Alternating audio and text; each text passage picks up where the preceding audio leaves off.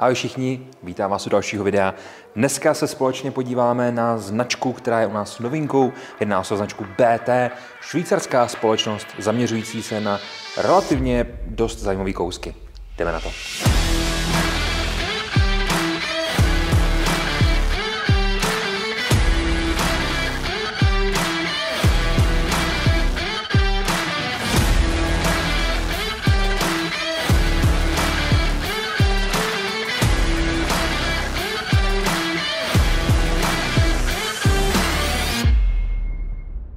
Ještě jednou vás tady vítám, moje jméno Lukáš a jak jsem říkal, dneska se podíváme na společnost BT neboli Brigger & Tomet, která je původem švýcarská. Společnost byla založena roku 1991 ve Švýcarsku a ze začátku se soustředili na konstrukce, designy a mechanismy tlumičů. Velice rychle, díky tomu, že jim to šlo dobře, se dostali nahoru a stali se takovým dvorním dodavatelem tlumičů například pro Glock, což si myslím, že už je super pozice. Nicméně nezůstali u těch tlumičů dlouho, respektive oni dělali stále, ale rozšiřovali se do designů a do mechanismů a konstrukcí zbraní. V 90. letech už udělali svoji vlastní MP5, kterou trošku redesignovali, trošičku ji předělali, tak aby víc vyhovovala těm jejich standardům a následně se pustili i do nějakých dalších konstrukcí. Díky tomu dneska v roce 2023 se můžeme těšit z přítomnosti takových krásných kousků, jako tady u sebe teďka máme. Tato společnost jsou to Švýcaři, takže je jasný, že se soustředí především na kvalitu zpracování, na ergonomii, na kvalitu a výdrž materiálů, kompletně životnost těch zbraní, ale taky samozřejmě účelnost. Takže to, co tady uvidíte teďka před sebou, tak je, řekl bych, kompletně modulární. Jsou to, v tomto případě, to, co tady vidíte, jsou standardní PPC karabiny, takže jsou to karabiny na standardní pistolový náboje. To, co mám teďka před sebou, tak jsou jenom 9, ale společnost BT dělá i v 45 a myslím si, že mají i 10 mm auto, což je hodně zajímavá ráže i pro použití právě v těch karabinách. Co je super, tak si můžeme všimnout, že ty spotky těch zbraní jsou stejný. Oni vlastně na tom principu, který tady se stará o to, aby všechno dobře chodilo, aby to střílelo tak, jak má, mají postavený jiný vršky. A to od řady, která se jmenuje GHM, což je taková, řekl bych, nejzákladnější řada. Je to takový Evo, ale trošičku lepší, co se týče i materiálů, co se týče samozřejmě zpracování a modularity. Potom tady máme řadu APC, což je vlastně Advanced Police Carabin, což je tady taková pokročilá karabina pro použití v ozbrojených složkách, v tomto případě pro policii. No a pak tady máme řadu SPC, což je jakoby ta nejvyšší, nejmodernější, asi nejnovější řada a ta slouží potom pro použití jak u policie, tak samozřejmě i v ozbrojených složkách jiného charakteru. Kromě toho, že mají tyhle pěkný pistolový karabiny, tak mají i pušky a to přes opakovačky, což je ten SPR, krásná plně tlumená opakovačka, dostaneme se k ní, tak mají i různý karabiny, respektive útočné pušky, které vypadají v nějakých případech podobně i jako Bren. Ty tady momentálně teďka nemáme, ale do budoucna určitě budou. Pojďme si podívat na ty základní jednotlivé rodiny těch produktů, těch zbraní, abychom vlastně pochopili, co tady před sebou máme. Já osobně bych začal jejich tlumiči. Tlumiči od společnosti BT mají za mě několik důležitých a dobrých parametrů, které je potřeba si říct. Za prvý jsou cenově dostupný, což je super. Tlumiče se pohybují od 2,5 tisíce na 22 vejš. Máme tady 12, 13, 14 tisíc na pistolové karabiny a vyrábějí z materiálů, které jsou velice pevný, jsou kvalitní a samozřejmě tady máme spoustu různých možných uchycení, ať už přes Triluk, ať už přes Hexalak, ať už přes standardní závity a tak dál. Tlumiče za mě super, pojďme se podívat teďka na ty pistolové karabiny, protože si myslím, že je asi to nejdůležitější, co nás tady všechny bude zajímat. Začneme takhle zprava, to jsou ty GHM, tedy nejzákladnější řada. Pořizovací hodnota se tady pohybuje kolem 40 tisíc a vejš, záleží, jestli máme standardní kousek, anebo jestli máme třeba plně tlumený kousek. Jaký je v tom rozdíl? Prakticky jde o to, že v okamžiku, kdy já si pořídím to GHM 9, který má tu delší variantu hlavně, pak se dělá ještě kratší. Nicméně já si to pořídím, mám tady super sklápěcí pažbu, mám tady vyskakovací měřidla, mám tady natahovací páku, která se dá přehodit klidně na druhou stranu, takže pro praváky, pro leváky. A co je super, tak ten spodek hodně připomíná ovládání ARK. Takže ať už uložením té pojistky, ať už výpustí zásobníku, ať už tím záchytem toho závěru. Zkrátka, ty návyky jsou tady aplikovatelné z toho ARK, což si myslím, že je super. Další věc, která se mi líbí, tak my tady prakticky dostaneme spoustu věcí k tomu. Nejenom, že dostaneme standardu tu zbraň jako takovou, ale já když si tady teďka vytáhnu třeba jeden ten kufr, položím to tady takhle trošku drze na tohleto a podíváme se dovnitř, tak dostaneme samozřejmě pěkný kufr a já k tomu dostanu už i popruh, dostanu k tomu ty měřidla, dostanu k tomu ten 30raný zásobník od Glocku, jelikož to je dělaný na Glockový zásobníky, a dostanu k tomu ještě raily. Raily jsou za mě super věcí, protože často potom musíme schánět a musíme si je dokupovat, ale já tady vlastně dostanu 2 raily, které já si můžu dát sem do toho M-locku, který je tady na stranách. Což je zase super, jelikož to nemusím řešit. Jak jsem říkal, to GHM je nejzákladnější řada. My tady máme vlastně tohle a následně tady máme i plně tlumenou verzi. Co to znamená? Je to zbraň, kterou já vlastně musím vždycky používat s tlumičem, takže se musím dobře rozmyslet, jestli chci verzi tohohle charakteru, anebo verzi tohohle charakteru. Jelikož tady vlastně, co je naprosto super, tak za prvý, já tady mám tady už tlumič přímo od BTčka a je to přímo stavění na tu zbraň a já tady mám relativně krátkou hlaveň, ale co je výborný, tak ta hlaveň má dole takový porty. Je tedy vrtaná a díky tomu si ta hlaveň dokáže upustit všechen přebytečný plyn, který tam není potřeba. Takže vy nemusíte nutně střílet subsonikama, abyste dosáhli co největšího útlumu té zbraně. Takže já tam do toho můžu dát klasický 124, můžu do toho cpát, co chci a vždycky vlastně za tou nábojovou komorou, kde je ten přechod do té hlavně, ty porty mi uvolní ten přebytečný plyn a díky tomu to bude vždycky relativně stejně tichý. Takže potřeba na to myslet, jelikož když si zvolíte verzi, která je plně tlumená, tak už nikdy z toho nemůžete střílet bez tlumiče. To je jenom taková rada pro vás, abyste věděli. Nicméně, vy si tady můžete vybrat vlastně, jestli chcete mít verzi, která má kratší hlaveň, plně tlumená, delší hlaveň, plně tlumená, anebo má kratší hlaveň, netlumená, delší hlaveň, netlumená. Každopádně ty GHMK, ale i ty APCčka a i ty SPCčka mají vždycky triluk na konci hlavně, takže já úplně bez problémů si můžu vzít potom ať už BTčkovej nebo jakýkoliv jiný tlumič a prostě ho tam jenom takhle prdnout a mít ho tam. Takže jasně, je to teďka delší, ale můžu z toho střílet jak bez toho, tak i s tím, anebo můžu zvolit třeba kratší tlumič. Je to na mě. Hotovo, jo? Naprosto bez problémů. Tak, řada GHM teď má ještě vlastně tu limitovanou sérii, která je pěkná takhle v té pískové, mně se osobně moc líbí. Jak je vidět, je to vlastně ta sama, jenom v jiné barvě. Co je na tom ještě super a co je potřeba si říct, tak my vlastně dostaneme k tomu tyhle 30raný Glockový zásobníky, který ale tu ergonomii mají staženou zpátky, aby se vlastně dodržel ten sklon té šachty, kterou má Glock.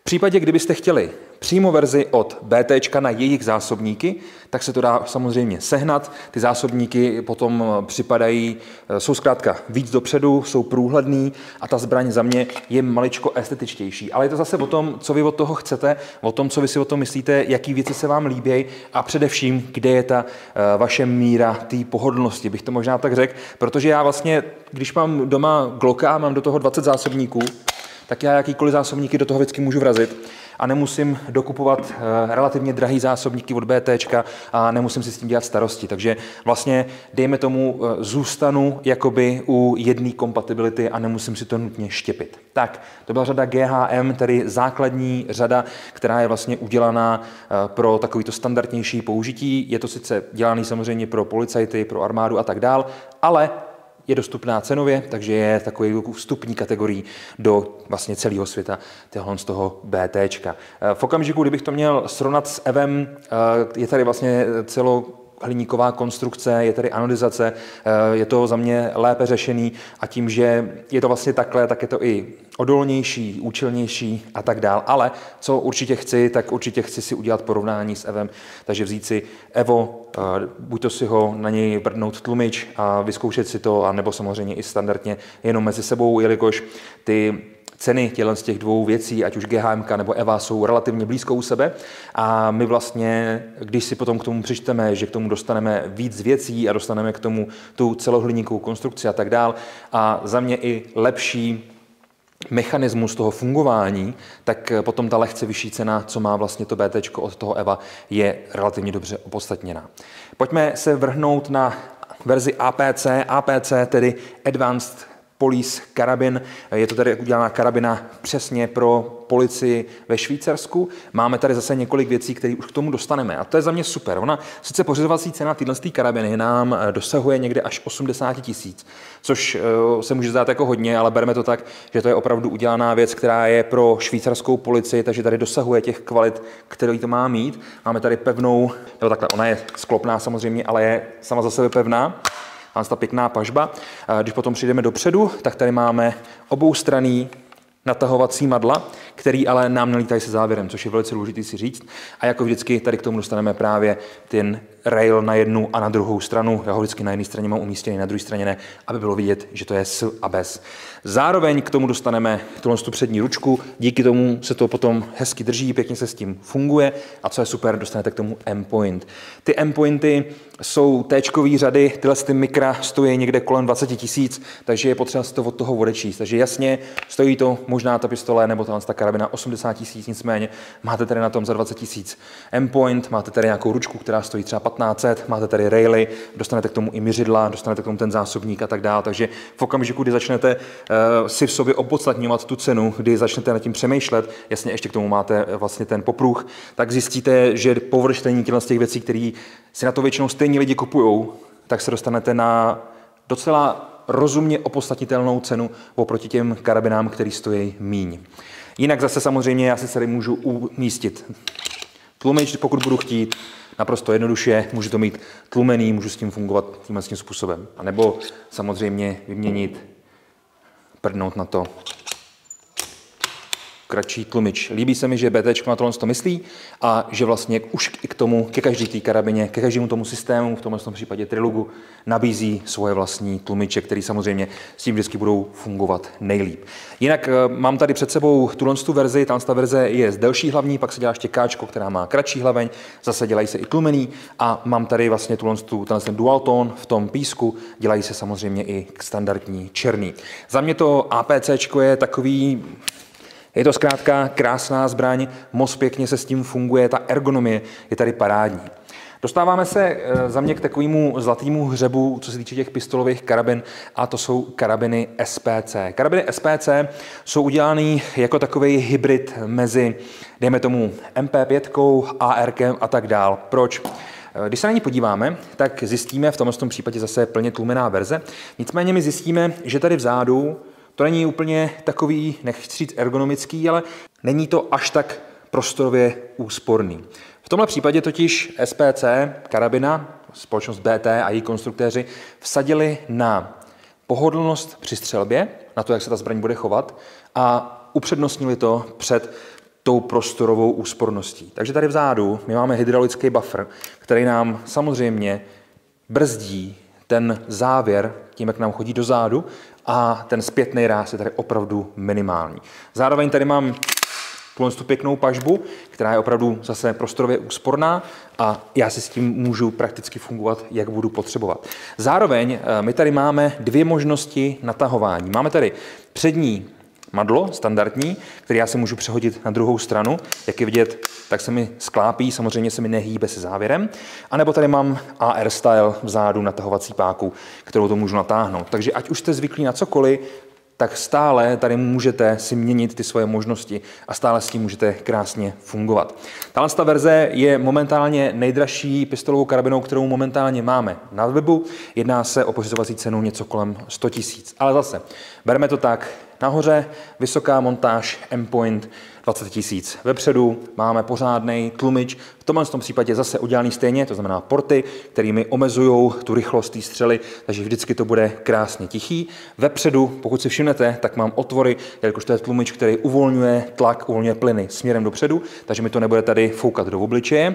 A zase celý je tím, jak je to zpracovaný a tak dál. Když začnete odečítat, tak zjistíte, že vlastně takovýhle tlumič stojí 25 000, nahoře mám za 20 000 nějakou optiku a tak dál. A tím se dostaneme zase dolů, takže samotná ta karabina není úplně tak finančně náročná, ale mám k tomu věci, které bych si třeba stejně kupoval a mám už je na tom, takže samozřejmě mi to tu cenu zvyšuje. Ale co je super, taky ta pažba, která na tom je, tak je dražší, je to ta lepší verze pažby, která je jakoby stažitelná, takže za mě tady tohle je moc pěkně seskládaný.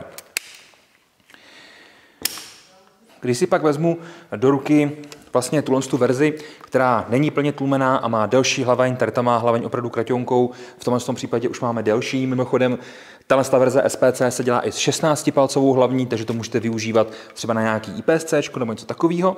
Tak tady zase mám vepředu Triluk úplně v pohodě, vezmu, cvaknu a můžu to mít zase tlumený. Samozřejmě ta tlumící schopnost tohle z toho tlumiče nedosahuje takové efektivity, jako je to tady, ale to je asi pochopitelný. A tady vždycky musíte střílet ty subsoniky, takže každá rána nás bude stát o nějaký korunu 50, 2 koruny víc. Záleží, co budete střílet. Tak. A to si rozděláme a vezmeme si k ruce tohle, co jsem vám tady před chvilkou ukazoval a popisoval. Tahle puška, jak jsem říkal, se jmenuje SPR a je to plně tlumená opakovací puška v ráži 300 Blackout. Celý název tedy SPR 300 BLK. Líbí se mi, že v okamžiku, kdy já tu pušku rozdělám, tak je velice malá. Já tady mám nějakou pažbu, která se mi takhle pěkně stáhne do strany. No a v okamžiku, kdy sundám ten tlumič,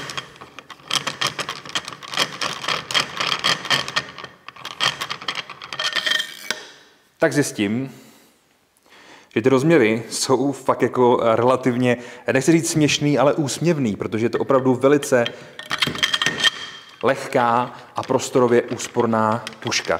Samozřejmě ta délka té hlavně nás omezuje v tom dostřelu, ale musíme si říct, k čemu ta puška je udělaná, k čemu slouží. Puška je udělaná k tomu, aby byla velice tichá,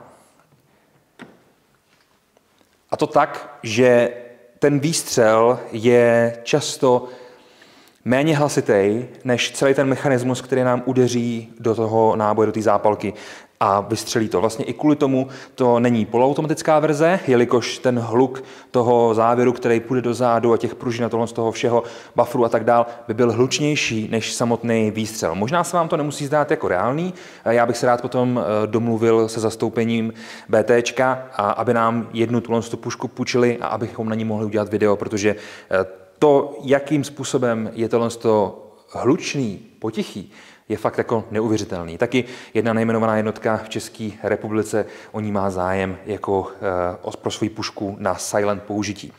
Mínusem je, že tato puška má omezený dostřel, jelikož má krátkou hlaveň, to jsme mohli vidět, je to, dejme tomu nějakých 10 palců, a s tím 300 Blackoutem to potom udělá to, že účinný dostřel, nebo nechci říct účinný dostřel, ale je dělaná na nějakých 150 yardů, tedy 150 cirka metrů. Samozřejmě pro použití ve městě, pro použití na krátké vzdálenosti je to naprosto parádní, jelikož na těch 150 metrů určitě neuslyšíte žádný výstřel, což je super, ale jak jsem říkal, určitě se na ní podíváme, určitě chci trošičku se domluvit, aby nám jednu půjčili, pokud ji budou mít, abychom si z ní mohli vystřelit.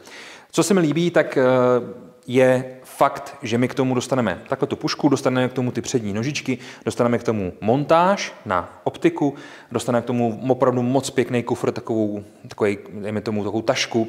Uvnitř toho máme prostor pro uložení té pušky, máme tam 2 zásobníky, máme tam ty montážní kroužky, máme tam ten bipod, máme tam čištění a spoustu podobných věcí, které vlastně dostaneme navíc, ale tady se s tím musí počítat, jelikož pořizovací cena tyhle pušky je něco kolem 170 000 korun, což je samozřejmě moc, ale věřím, že i takováhle puška má určitě svoje obdivovatele a svoje zákazníky. Přátelé, já asi bych to tímhle s tím ukončil, jelikož jsme si ukázali ty verze. Je nutný si říct, že jakákoliv verze existuje v tlumený i netlumený variantě, jakákoliv verze existuje pro použití glockových zásobníků i zásobníků od BTčka a tyhle ty základní verze, tedy to GHM, se dá pořídit právě i v té 45, i v těch 10 mm auto a tak dále. Nicméně to standardně mít nebudeme, jelikož ten český trh převažuje právě v tom v tom Lugru, v těch 9 mm, což je asi tak nějak logický. Takže kdyby vás cokoliv zajímalo, kdyby vás cokoliv zaujalo, měli jste jakýkoliv dotazy, chtěli byste jakýkoliv doplnění, určitě napište dolů do komentářů, na všechno se podíváme, na všechno se budeme snažit odpovědět a těším se, že nějaký tyhle ty pušky budeme mít na střílení, takže se určitě podíváme i, jakým způsobem to funguje a porovnáme si to třeba s nějakýma taky dostupnýma karabinama, ať už EVem nebo čímkoliv jiným. Já vám moc děkuji za vaši pozornost, přátelé, to bude pro dnešek všechno. Kdyby vás cokoliv zaujalo, dole v popisku nahoře v íčku odkazy, znáte to. Pokud se vám video líbilo, nezapomeňte nás lajknout, sdílet, odebírat. Tak, jak to je vždycky, ten plášť nemám moc rád, ale jednou za čas to musím říct. Mějte se krásně a někdy příště. Ahoj.